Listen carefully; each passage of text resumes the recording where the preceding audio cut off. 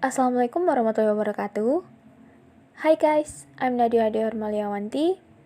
So today, I want to explain about the materials of semantics. Is it called as a valency?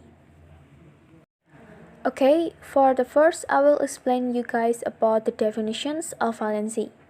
So what is valency? Based on Cradler books, valency is a description of the semantic potentials of predicates in terms of the number and types of arguments which may co-occur with them. Valency divided into 4 types. The first is valency 0, and then valency 1, valency 2, and the last is valency 3.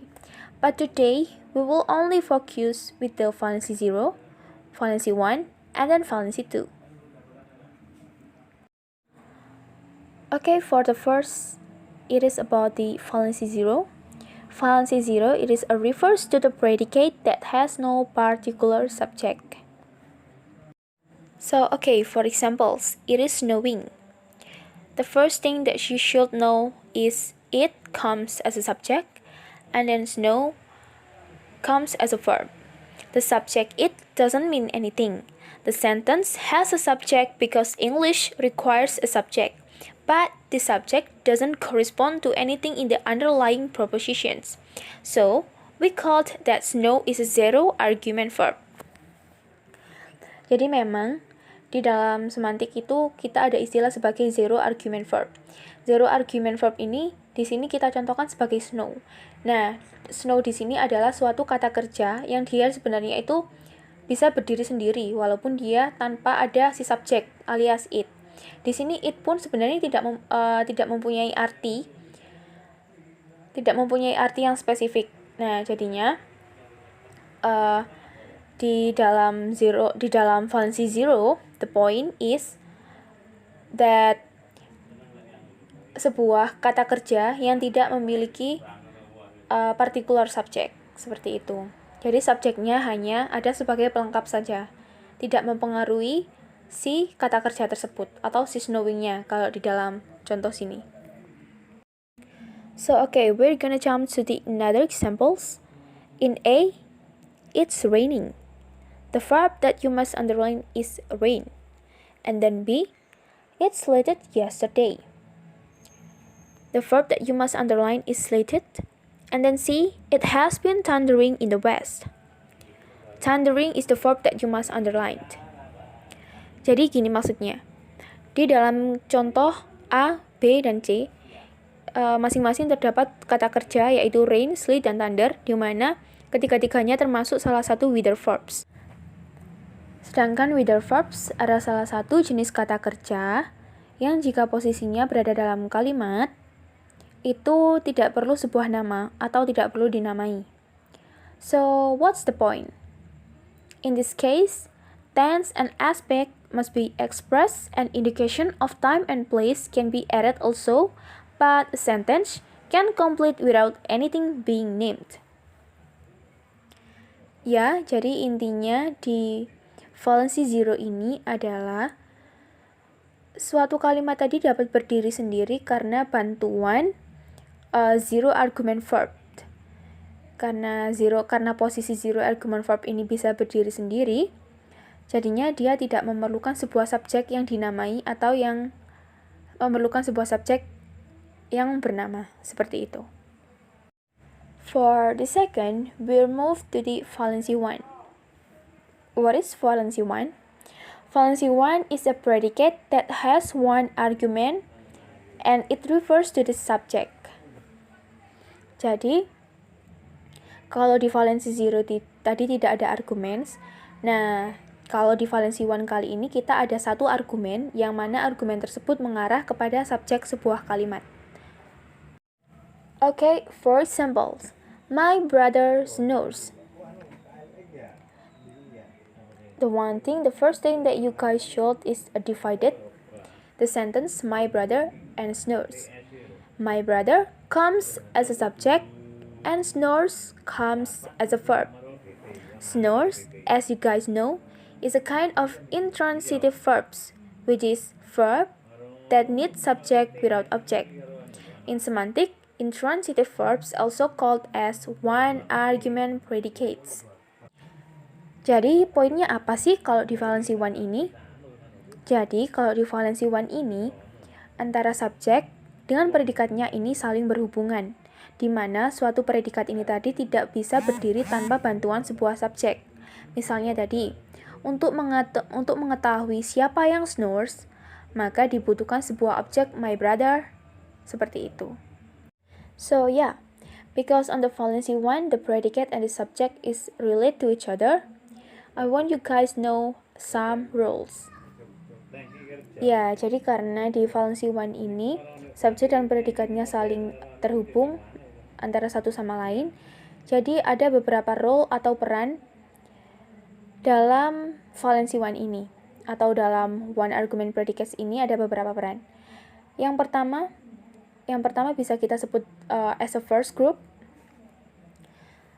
We'll look for the first example. The dog is sleeping. And the second example is Larry laughed. And the last, the earth rotates on its axis. Nah, jadi poinnya kalau di first group ini apa sih?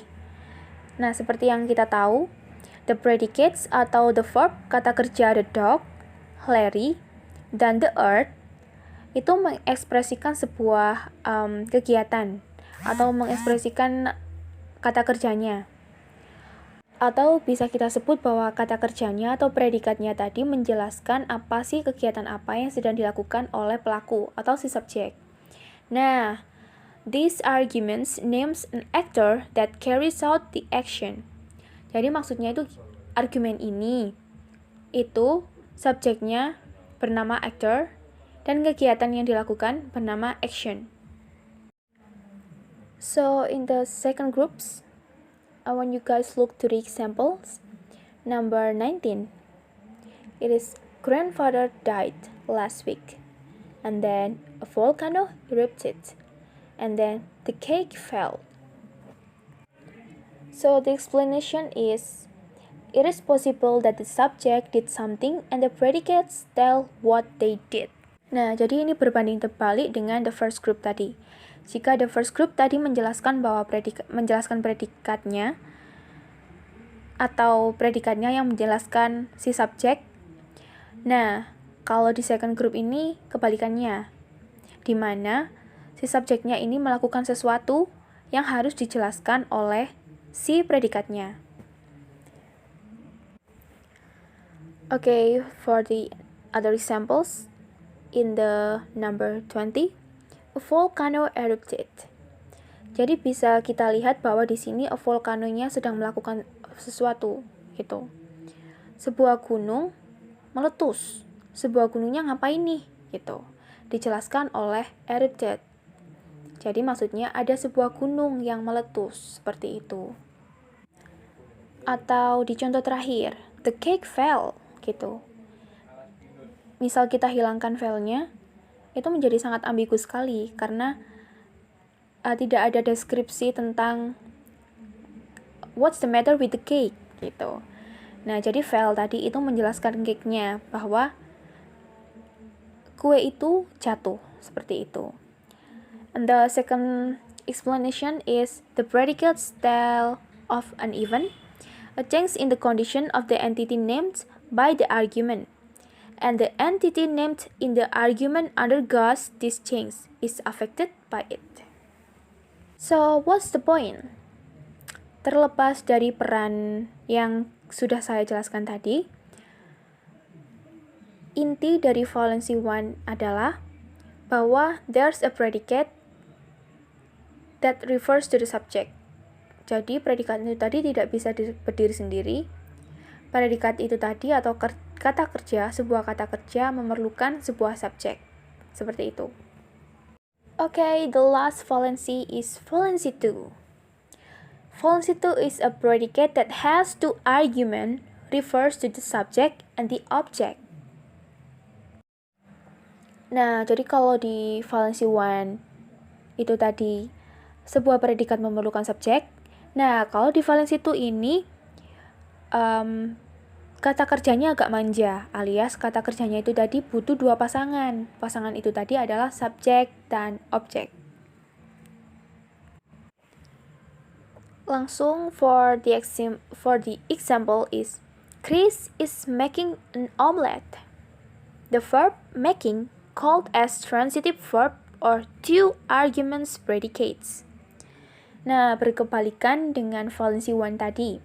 Jika verb yang di valency one tadi yang digunakan adalah intransitif, maka yang di valency two ini adalah verb yang digunakan adalah transitive verb, di mana sebuah kata kerja memerlukan baik objek maupun subjek, atau bisa kita sebut sebagai two arguments predicates, which is di sini membuat sangat ambigu sekali jika itu tidak disertai objek maupun subjek, ya.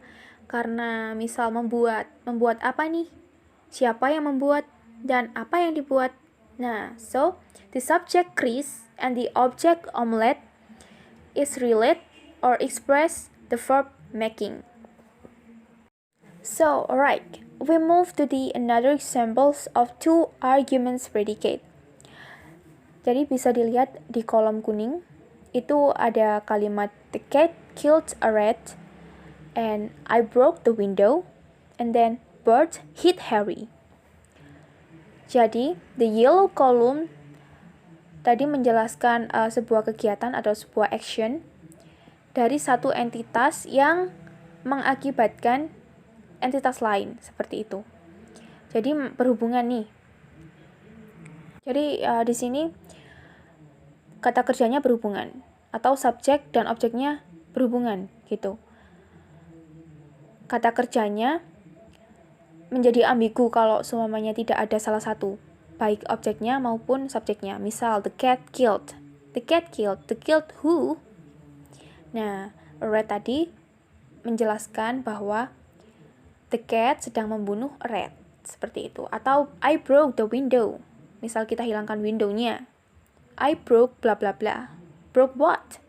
The window, seperti itu. Atau Bert hit Harry. Bert hit who?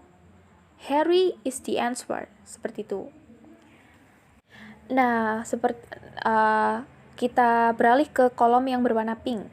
Di kolom yang berwarna pink ini juga ada 3 kalimat, which is the cat dug a hole, and then Chris is making an omelette, and then Picasso created a masterpiece. Nah, jadi gini, di kolom pink ini semua aktivitas yang dilakukan oleh subjek itu menghasilkan sebuah action atau sebuah hasil, result. Misal, the cat dug. Menggali ini pasti memiliki sebuah hasil. Menggali apa?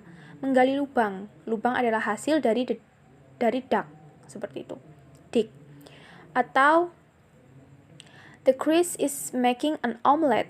Omelette adalah hasil dari making yang dibuat oleh Chris. Atau Picasso created a masterpiece. Nah, Picasso ini membuat apa sih? Menghasilkan apa? Menghasilkan a masterpiece, seperti itu. And then the last, we look at the green columns. It is Jenny crossed the street, and then Fiona entered the room, and then Simon climbed a tree. Nah, jadi kalau kata kerja yang ada di kolom berwarna hijau ini tadi sifatnya adalah movement, atau dia membutuhkan suatu gerakan.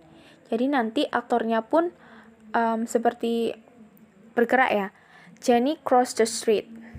Cross the street itu sebuah verb atau kata kerja yang memerlukan gerak, seperti itu. Cross apa nih? Cross the street. And then Fiona enter what? Enter the room. And then Simon climb a tree, seperti itu. So guys, that's all that I can say, and that's all that I can explain for you. I'm sorry if there's any mistakes. Thank you, and wassalamualaikum warahmatullahi wabarakatuh. Have a nice day.